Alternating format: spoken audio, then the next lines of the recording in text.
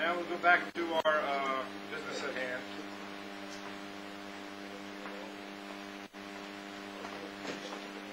We want it early. Our next paper, I don't know, who will be doing what, but let me introduce Professor Jiska Cohen-Mansfield and Dr. Regev, both from the Herzog Institute in Beijing. And Jiska is also, she's with the medical school, the Department of Health Promotion, School of Public Health. The department head, I should say, right? Tel Aviv University, and Irit is with us, and with Sapir, and with many other organizations. Smatim. Smatim. She's the founder and head of Smatim, and I don't know what else to say. I don't know how you plan to do this, but go right ahead.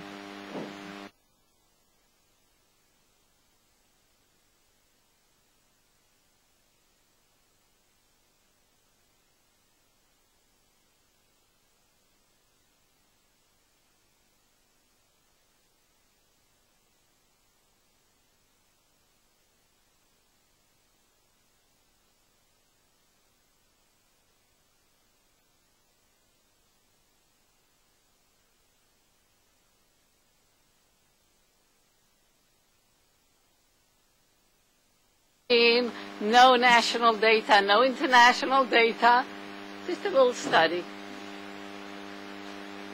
Okay, so retirement, a major life change, and we see retirement as, if we define retirement as a moment that marks the beginning of life transition. This requires adjustment in identity, thinking, feeling, and action. This transition from life of work to one of retirement has both practical and emotional implications. Practical ones are related to coping with changes in income, physical health, financial security, and all of those have emotional consequences that indicate that this transition is a process that requires adjustment. This process can pose a significant problem in that it requires change, and change can be stressful. A retiree once told me that she feels like a broken necklace, a chain of beads that is torn, scattering the beads all over the floor. Factors influence the individual response to retirement. Nevertheless, it appears that some people embrace this life transition optimistically and perceive it as a welcome challenge and opportunity for happiness, while others view it pessimistically, perceiving it as a crisis and respond with stress.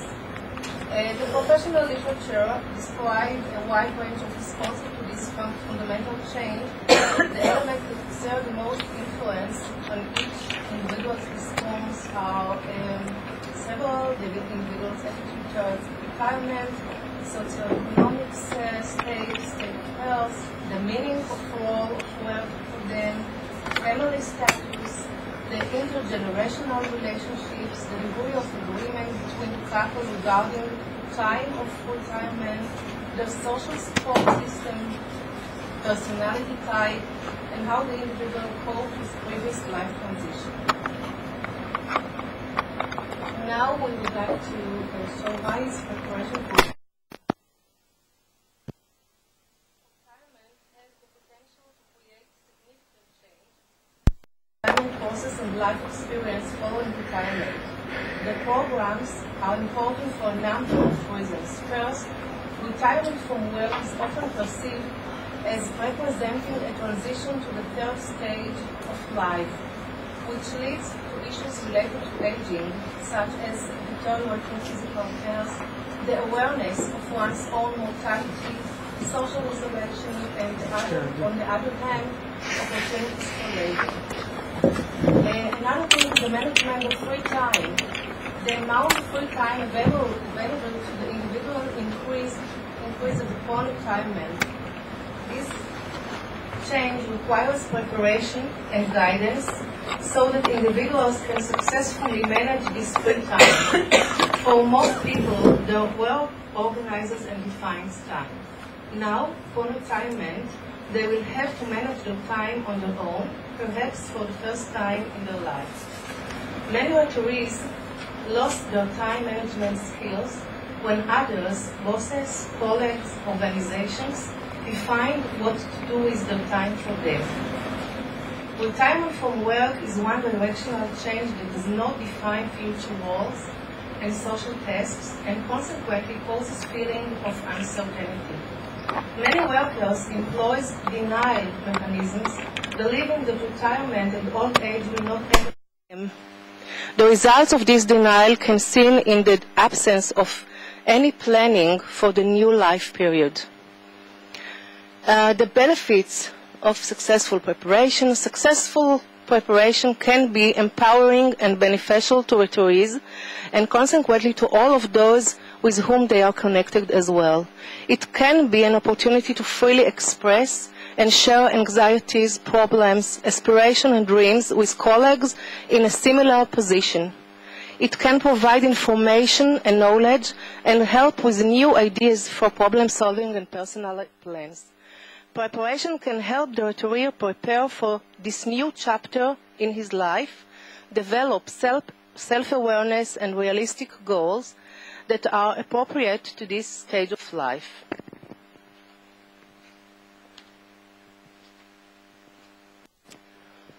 Little bit about what are the pre-retirement program.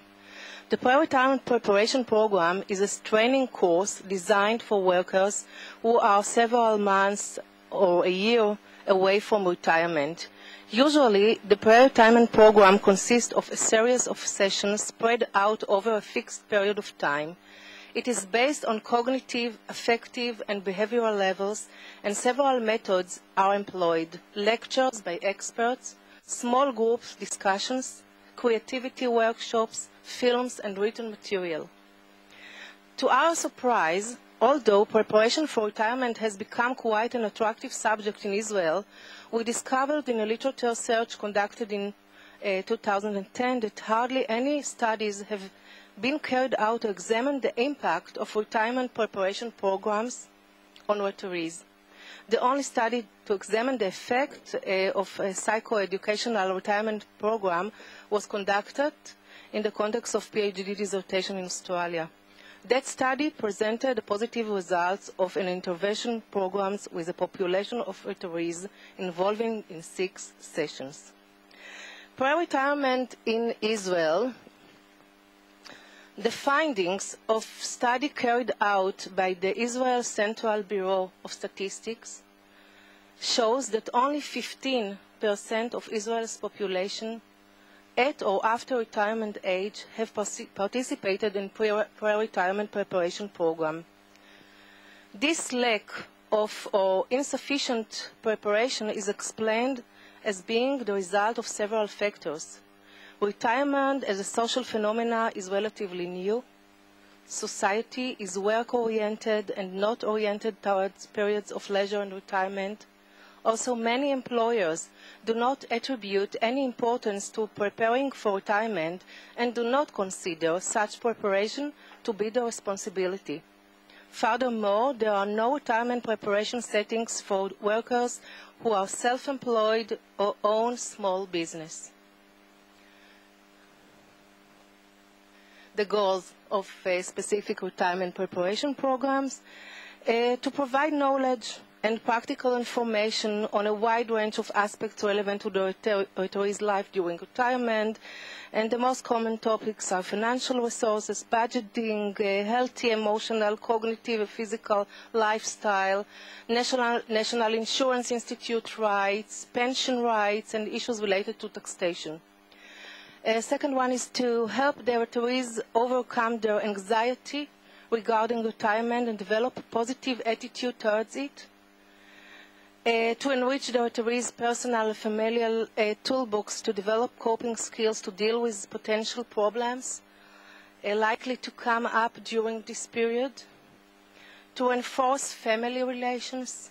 to help consolidate programs for the management of life after retirement. The goal is to help the retirees set personal goals and make decisions that will lead to a fulfillment of those personal goals. Life satisfaction after retirement, one of the main subjects of our research. Satisfaction from life after retirement is explained by various theoretical approaches. Two of those are role theory and continuity theory. The role theory maintains the importance of role exit and role transition process in retirement. The loss of one's role as a result of retirement causes a person to feel anxiety and depression and can lead to a decrease in one's self-esteem. The more meaningful the work role for the individual, the more stressful the feeling of loss will be. These negative feelings can affect the retiree's health and well-being. On the other hand, retirees with other role involvement may be less troubled and even pleased with the loss of work roles. Continuity theory, on the other hand, focuses on the consistency of patterns over time.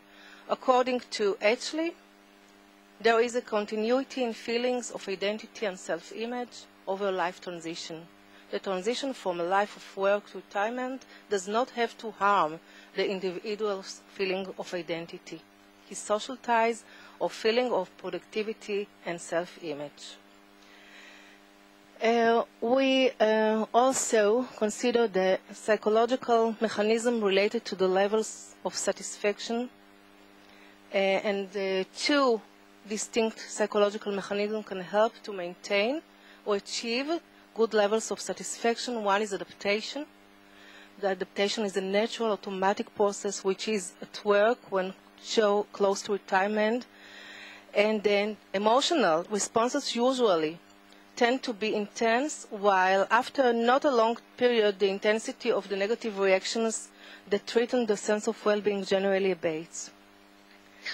The other thing is coping. Unlike adaptation, does not happen on its own, but it's rather characterized by an active process on the part of the individual facing desirable or undesirable life challenges. Lazarus and Folkman stated that coping skills are the constantly changing cognitive and behavioral efforts an individual use to manage specific external or internal demands, the stressors of the retirement in our case.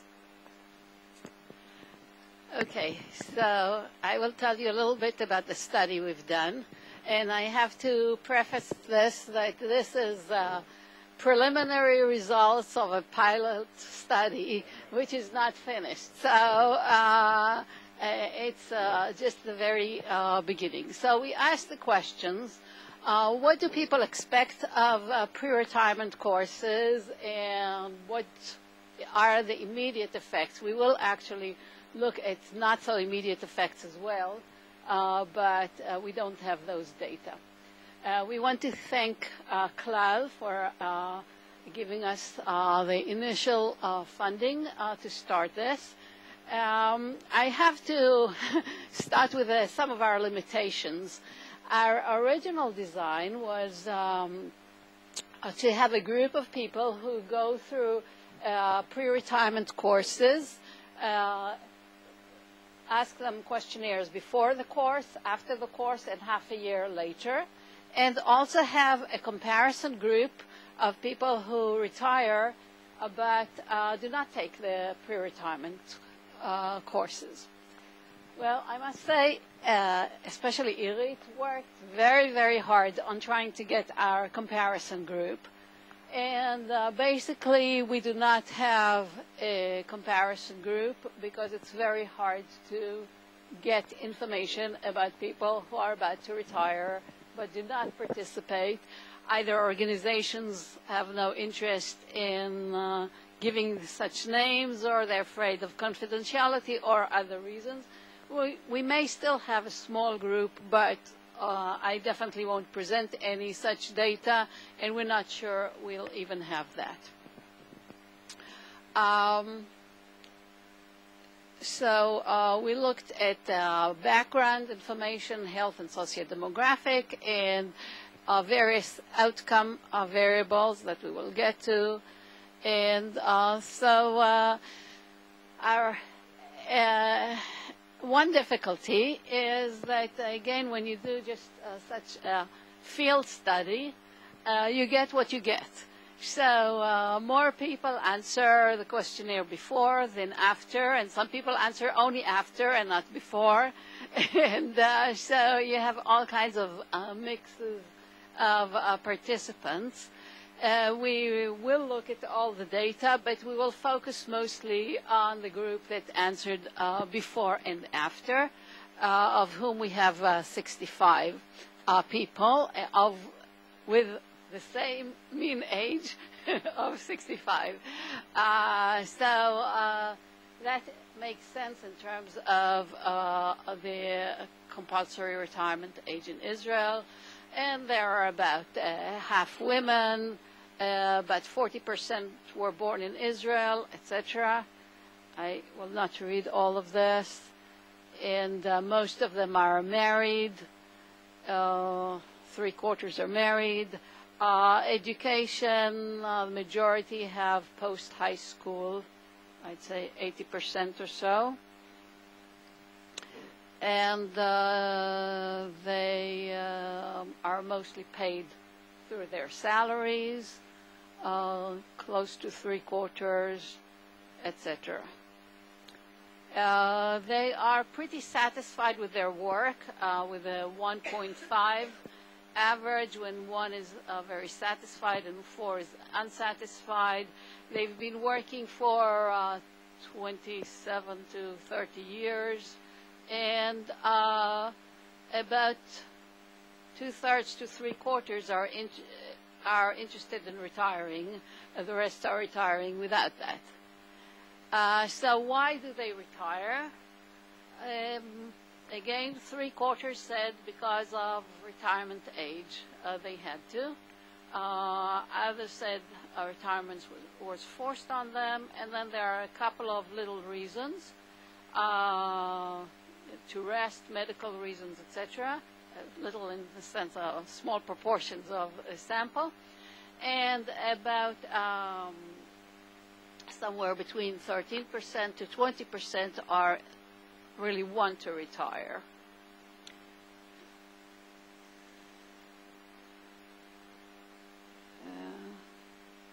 Okay, those are just the outcome measures. Of those who wanted to continue working, which were, as I said, about 25% of the sample, main reasons are financial, habit, difficulty changing their habits, interest in working and liking their work. What are they looking for in a retirement course? Quite a bit about knowledge, learn about their rights as retirees, learn from others how to cope and get new ideas about what they should be doing, get support in coping with retirement, developing a positive approach to retirements, and handling financial issues regarding retirement, etc. Okay, there are all kinds of others which I won't go into.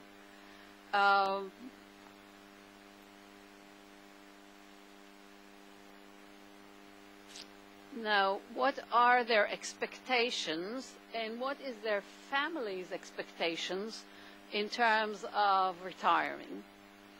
Most common, they are what we call sort of hedonistic goals, to enjoy oneself, travel, movies, etc. There's also devoting time to spouse, children, grandchildren, family, enrichment activities, studying, volunteering.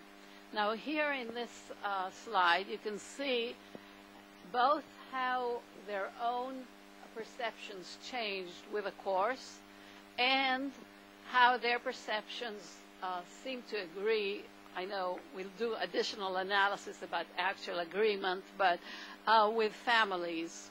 So basically, generally, the people perceive themselves as more interested in enjoying themselves, whereas they don't think that, or not as many think their families see that as a focus.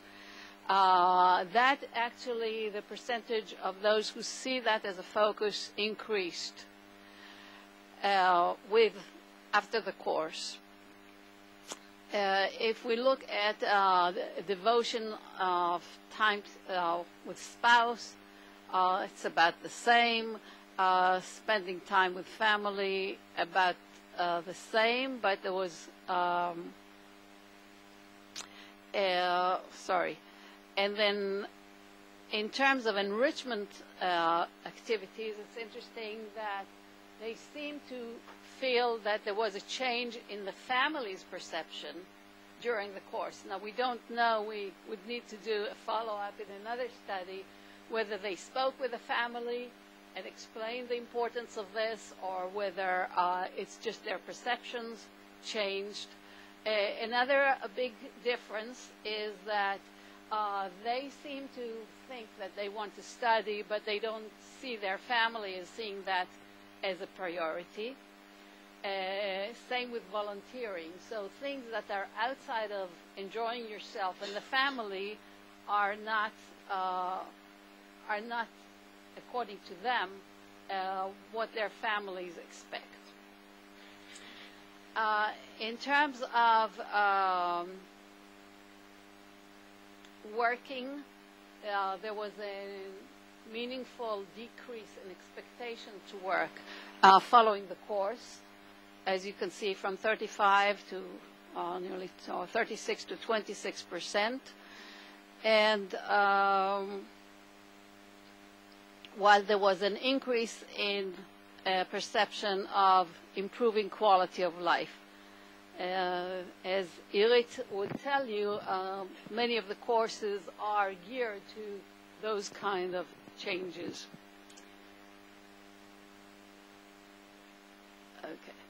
Now, in terms of our outcome variables, how did the course change our outcome questionnaires? This was really a little interesting in terms of the dynamics between us, because I don't know, maybe as a psychologist who's done various intervention programs, I was doubtful that a course with a number of sessions, a limited number of sessions, would have any impact on anybody, whereas Irit, who conducts such courses, expected tremendous change. So I was very impressed, and she was a little disappointed as the results were somewhere in between. So there was a significant increase in self-mastery, a non-significant increase in satisfaction with life, a significant decrease in depression,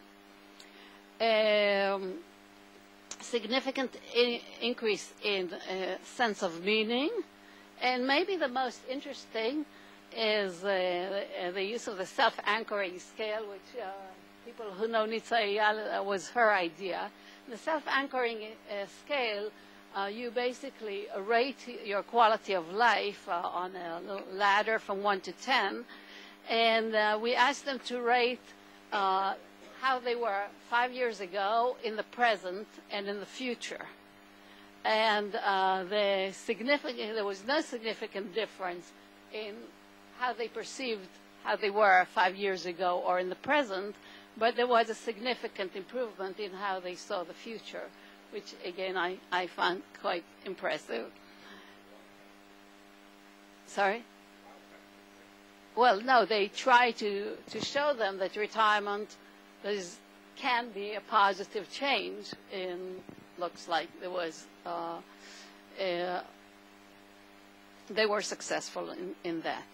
In terms of feedback of for the course, we asked about knowledge, skills, finance, etc.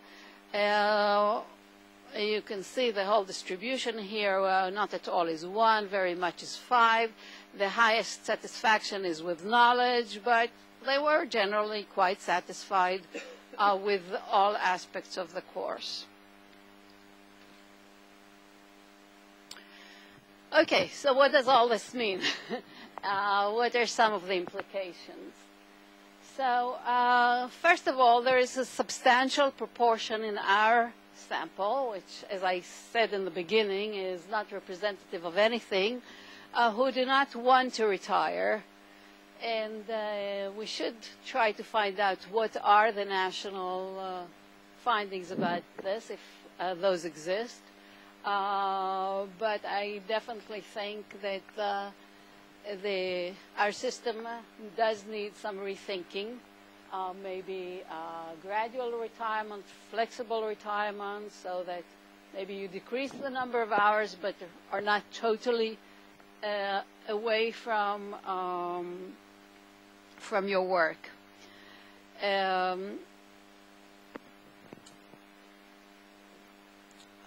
I think we should look specifically about the different reasons for not retiring and whether they can or cannot be addressed within the current system. I would like to, maybe before I go to that, to mention a different research of mine that is on loneliness. And we just had 2 focus groups in the south of Tel Aviv with elderly people.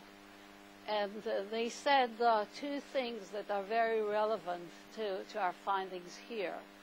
First, they said that a major part of loneliness was people sitting at home and having no idea what to do with themselves. So lack of occupation of any kind is a real major issue with older people. The second is in the second focus group, and I never mentioned retirement or retirement courses, but they came up and they said people should get training towards retirement and not a 6-session course or a 10-session course. It should be at least a year before you retire so that you have the time to think things over, to prepare, to get into the habits, etc. I think some other issues that we should look at are the hedonistic versus community service. Generally, there was relatively little interest in, there was substantial, but a lot less than taking care of yourself in community service. And that is in a population, at least part of whom grew up when the country was very idealistic. And actually also when I did those focus groups, Bituach Leumi, our social insurance that runs a volunteer activity to talk with lonely older people, said they are having greater and greater trouble recruiting volunteers because people feel that they're just taken advantage of if they volunteer. So that is definitely an issue to think about. The congruence between families' expectations and participants' expectations and how they affect retirement is another important issue. And preparation of society at large to this issue. So I have to end by saying what I started with. These are just little preliminary data of a small pilot study, but I do think it raises some important questions. Thank you.